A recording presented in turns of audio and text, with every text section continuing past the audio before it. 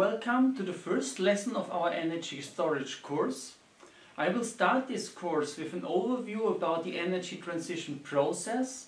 In this presentation dedicated to Germany, but in all countries, maybe this transition process will be of similar nature. At least energy storage will play a role. I entitled the presentation today with 3 pillars for 100% energy supply with renewable energy. And I would like to start to build up the energy system how it is today. And we all live in houses, work in buildings, and those buildings are grouped together to villages, to cities, and there we require electricity, heat, mobility, and so on. Traditionally, we supply our electricity in large power stations that are fired by coal or nuclear resources. We have an increasing number of wind power and hydropower systems. We also have bioenergy that we use.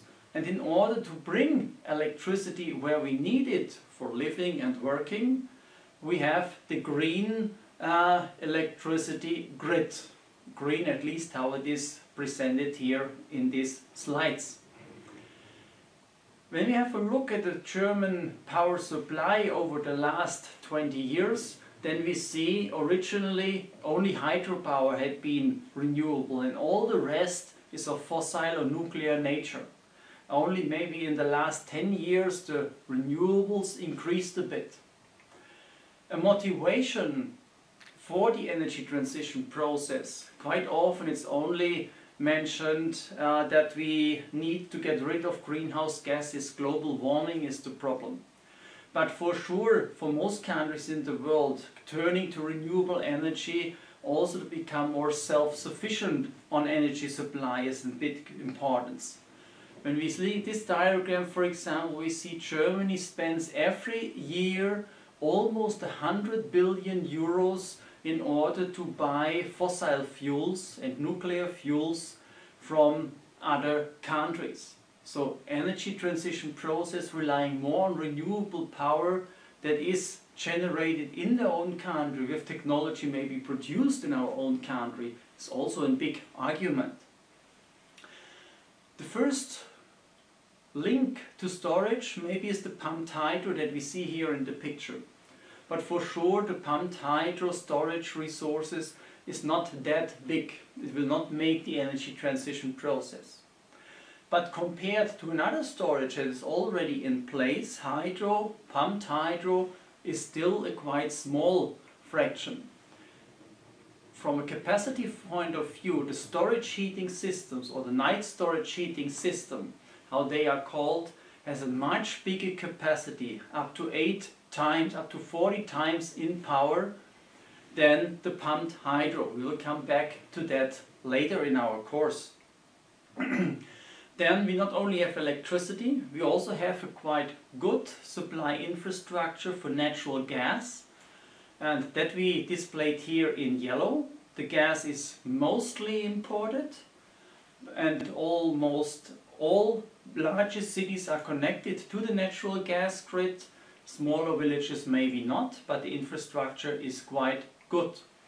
And so we also have natural gas driven power stations that are quite often quite close to cities, and therefore we can produce power here much more efficiently, because whenever we use thermal power stations we have waste heat, but in that case we can use the waste heat, for example in district heating grids. So it's the third infrastructure that we have here in our energy supply system.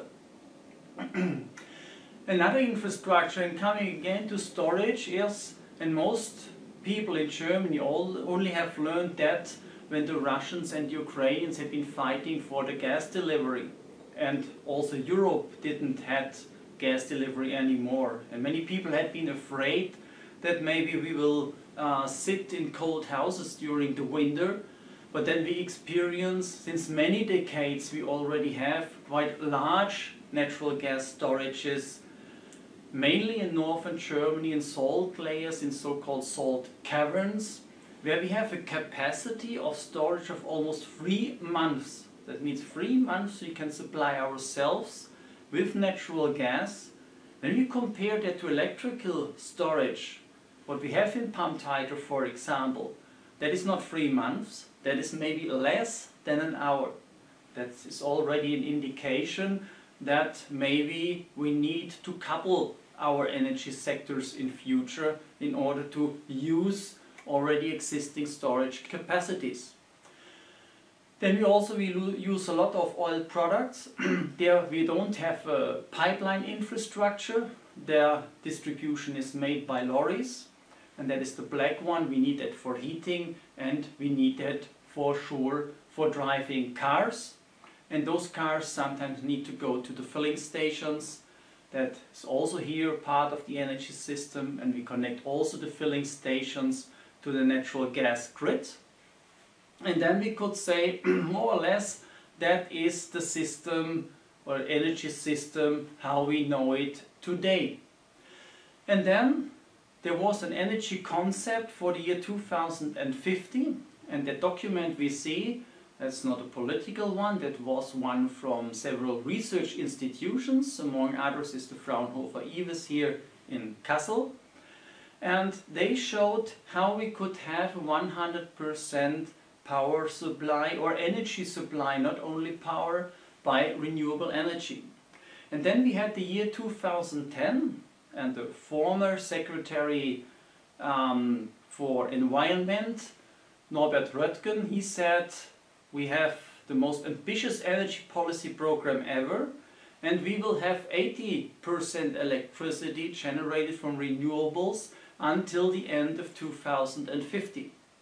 When we look more close to that concept, it is more or less the same like the one for the research institutes. It's more or less only that figure, it's not anymore 100%, it just was 80%. And that's quite tricky, because with 80% in fantasy of all the oil people, there is still space for oil. Of all the natural gas people, there is still space for natural gas. And for the nuclear people, there is always a 20% space for nuclear power. But from a technological point of view, the concepts are almost the same. And have a little talk about nuclear power. Before Fukushima, our society and also the political parties always had been divided 50% pro, 50% against nuclear power. And it always was a decision phasing out nuclear, phasing back again to nuclear power.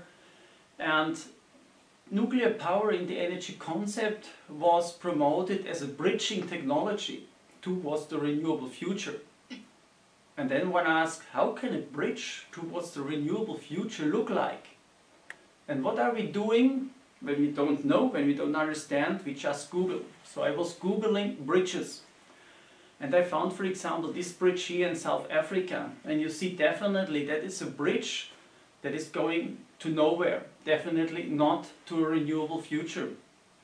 Or that one I found in Norway, and it seems that this bridge directly leads to heaven, but naturally not to a renewable future. Or in Germany, we have quite a lot of those fantastic bridges. They are called soda bridges, because they are just so there. And that is here close to Cologne, and you can definitely see this bridge does not come from anywhere and also will not go to nowhere, definitely not to a renewable future. But when you look more closer, you see that this bridge is taken over by renewable power, at least by bioenergy. Getting a bit more close and more realistic, you also could say you have a beautiful picture and you would like to fix this picture here to the wall, and then you have fantastic tools. For example, you have a screw, really a good tool to fix that picture here to the wall. But when you combine this fantastic screw with another fantastic tool, a hammer, it's not a good combination. So to fix a screw with a hammer to the wall is not a good idea. Also vice versa, a nail is a good tool and a screwdriver is a good tool, but fixing the nail with a screwdriver again is not a good idea. A bit more back to a realistic comparison, why renewables and nuclear is not a good idea to combine, shows, for example, this scenario of a residual load in the year 2020, how it could be, how it was prognosis in the year 2007. And there we see sometimes we already have all the power supplied by renewables, and in other hours in the year there is still a gap of 60 to 70 gigawatt. So we need fast reacting power stations or storage, but when we think of, let's say, a 20 gigawatt nuclear power stations in addition, and they run 24 hours a day, 7 days a week and 56 weeks a year, then it's clear they are not the solution for the residual load problem. They are even increasing the problem. When we have a lot of renewable power, then we have even more, and they cannot react as fast as we would like to have. Taking some slides from a large utility, and they compared power stations with animals. And so they said a gas power station is like a leopard. It's very fast. It can run or speed up from 0 to 100% within half an hour.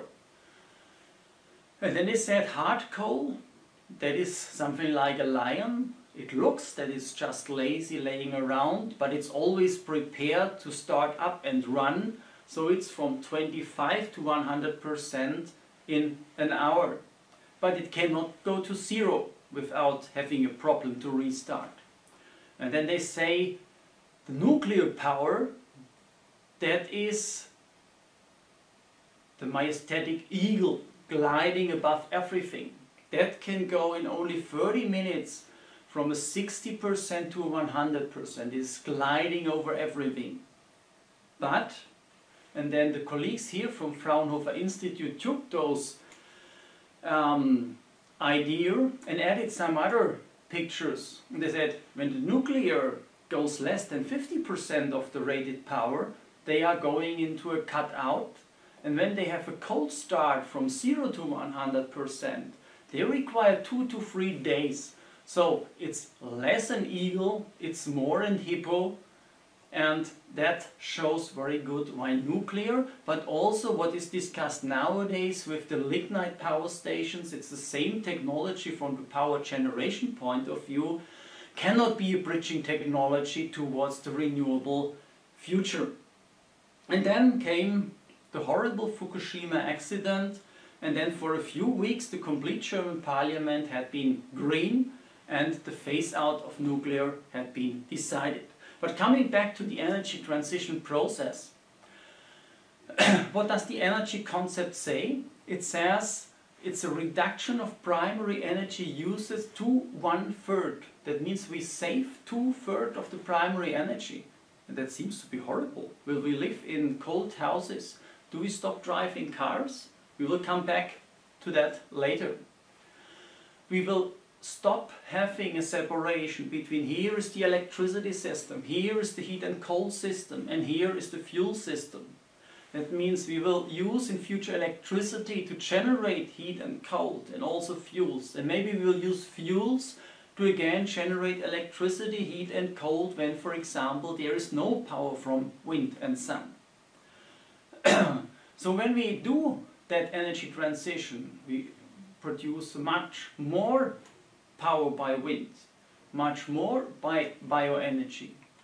We cover a lot of houses and even landscape with photovoltaic power technology.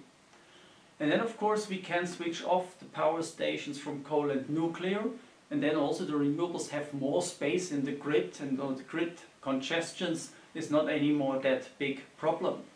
And then we already see from where does a lot of the energy efficiency comes from. It's not from driving less, it's not from living in cold houses.